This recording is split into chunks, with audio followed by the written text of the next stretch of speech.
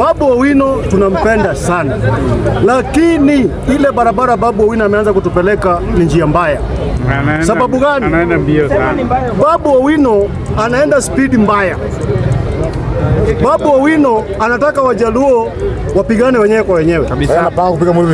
Babu Owino amesahau ya kwamba yeye alichaguliwa kama MP wa Embakasi East. Babu Owino anataka kukuwa kiongozi ya watu wa Luo Nyanza, na watu wa Luo Nyanza wenyewe wanajua kiongozi yao ni Oburu Odinga. Baada ya kifo cha Raila Odinga, waliamua ya kwamba wote watakusanyika nyuma ya mzee mmoja ambaye anaitwa Oburu Odinga awaelekeze, si ni ukweli? Jina lingine anaitwa Power. Chini ya Oburu Odinga, Oburu Odinga ako na viongozi fulani kutoka upande wa Luo Nyanza.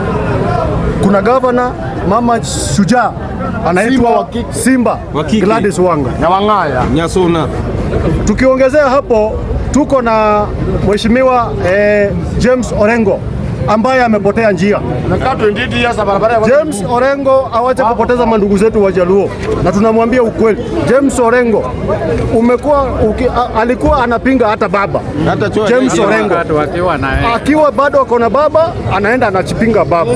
James Orengo awache kudanganya Babu Owino, apime miaka yake na apime miaka ya Babu Owino, naye Babu Owino apime miaka yake na apime miaka ya James Orengo kisiasa na upande wa uongozi ya Kenya.